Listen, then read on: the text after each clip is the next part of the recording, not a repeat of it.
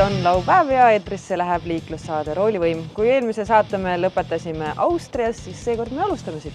Ja, me alustame siit ja kohe alustame uue autoga, sest sellepärast me siin oleme ja mis autoga on tegemist, no see on siin meie selja taga. Kena vaatamist! No nii, Kairi, sõidame vaikselt Viini lennujaamast siis sinu poolt valitud autoga, mille siis sa sealt tahvli pealt nii-öelda välja otsisid. Ja mul on kohe küsimus, et kuna sa viimati sõitsid autoga, millel on 3 pedaali ehk siis manuaalkast ja miks sa selle auto võtsid? Mul täitsa huvitab see. No kui palju sul tuleb ikka elus võimalust sõita manuaalkastiga? No väga tihti ei ole ja kui see võimalus on, siis ma hea meelega kasutaks seda.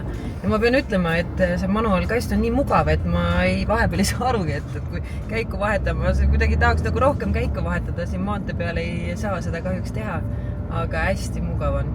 Üle pika aja, ma pean ütlema, on väga mõnus manuaaliga sõita.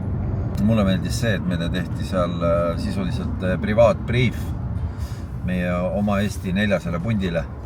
Anti autot kätte ja tuld. Ehk siis päev näeb välja selline. Sõidame siis uute faceliftitud Škoda Octaviatega.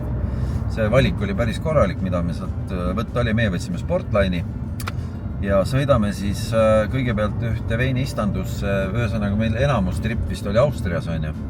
Ja siis lõpuks jõuame välja kuhugi Praha alla. Ühesõnaga meil on siia kaarti kõik sisse pandud. Ja ma ütleks teile seda, et ma ei ole kunagi katsetanud, me tegime ka, sõitsime Superbiga, aga siin oli see iste nagu alguses taha pandud ja saage aru, mina ligi 2 meetrit mees, palju puudu ei ole paar sentimeetrit. Ma saan selle istme nii taha lasta, et mu jalad on sirgu. Ma ei ole kunagi seda proovinud, äkki see on teistes autodes ka võimalik, kuid see on nagu ebareaalne nagu palju ruumi ja siin palju siin nagu pearuumi on. Et ma siin praegu mõtlen oma 208 pikkusele pojale, kellele tuleb auto soetada sel suvel, kes saab load kätte ja tuleb teda tubli õppimise eest kuidagi premeerida, siis no see auto oleks üks variant juba talle kohe kindlasti, et no kuidas saab olla nii, et mul on jalad sirgu nagu esistme. Tõsi, taha mahub istuma siin praegu küll ainult laps, aga ikkagi, et loomulikult ma ju ei istu niimoodi autos, ma lasen selle istme ette poole, aga tõesti selles mõttes nagu huvitav. Ja siin on nagu selline lahe nagu telefoni koht. Ma ei tea, kas see on telefoni koht siin. Et mina panin siia oma telefoni, saab panna siia püsti. Aga samas on ju siin olemas ka koht, kus seda telefoni saab nii-öelda laadida. Ma tõesti olin nii mugavalt siin autoroolis, et unustasin ära, et ma võtsin manuaalauto ja vahepeal peab käike ka vahetama. Ja tõesti suri välja. Nii piinlik kui see ka ei ole, aga õnneks päässin ruttu selle olukorra ära ja saime kiiresti uuesti liikuma. Unustame need piinlikud kohad ära, räägi autost. Ma ei tea, siiamaani ma olen küll väga meeldivalt üllatunud, sellepärast, et hästi mugav auto on. Et kui sina kiitsid oma jalaruumis, ma pean ütlema, et see iste ja kõik see rool ja see on nagu kuidagi äärmiselt mugav. Isegi ma räägin isegi see, et see käike vahetad on väga mugav. Et on näha, et on väga palju panustatud sellisesse, mitte ainult nagu ilusse, vaid ka kõigi selle mugavuste. No selge on ju see, et nagu siin briefingul ka räägiti, et autos on ju taaskasutatud materjalid, see on vist juba tänapäeva trend on ju, et sa ikkagi hoiad selle, säästad seda loodust ja loomulikult see ülisuur display siin keskel ja tegelikult ma kiitsin ka, eks see Škoda on Škoda on ju, et Superbi puhul samamoodi, et navi näitab sulle ära selle ka väga selgelt, millises reas sa pead olema, et sa kuskilt nagu valesti ei hakka panema. Et sa ei pea otsima siit mingisuguseid peinikesi jooni, et sul on ikkagi suurelt laialt kenasti ette joonistatud, kuhu ja kuidas sa pead sõitma. Et me siin omavahel ka rääkisime, et kui Octavia kunagi tuli Eestisse, siis ta maksis ju 9999 eurot. Tõsi, seal ei olnud ka mitte midagi. Oligi põhimõtteliselt pigem nagu selliseks tööautoks.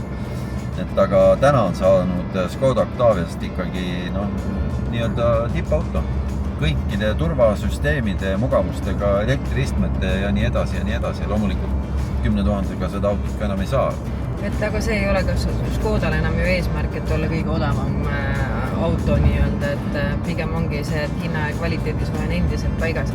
Mis Mulle väga meeldib just turvalisuse poole pealt on see, et kui muidu on peeglitel selline väike, kas selline väike tulukene või valgus, siis siin ja mingi pisike punane asi tuleb. Siin on kohe selline suur tuli, et kui keegi sul kõrval on, et siis seda kohe silmanurgast ja selline suur kollane tuli tuleb. Ta ei häiri, ta on selline nagu ägustatud, aga ta on suur ja sa märkad seda kohe. Ei pea peeglisse vaatama, see tuli ütleb sulle kohe ära, et keegi tuleb taga.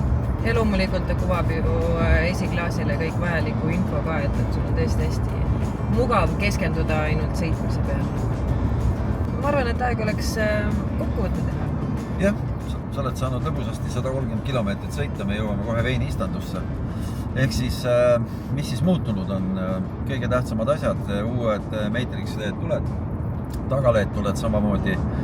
Muutunud on siis sisu, millest me rääkisime, taaskasutatud materjalid. Esimene iluvõre on muutunud, stange, ütleme, et sellised nipet-näpet väike facelift on toimunud. Aga Škoda Octavia ise, nagu kui auto, ta on juba ka eelmise enne seda facelifti oli väga okei. Škoda äpp on muutunud ja täiustatud, muuseas on saanud ka Red Doti auhinna. Nii et hästi mugav kasutada. Nii et ma ei tea, mina ei oskagi rohkem midagi muud öelda, et ega Škoda ongi hea auto ja hinna ja kvaliteedi suhe on paigas. See on nagu kõige olulisem ja see on ka see peamine point, miks teda nii palju müüdud.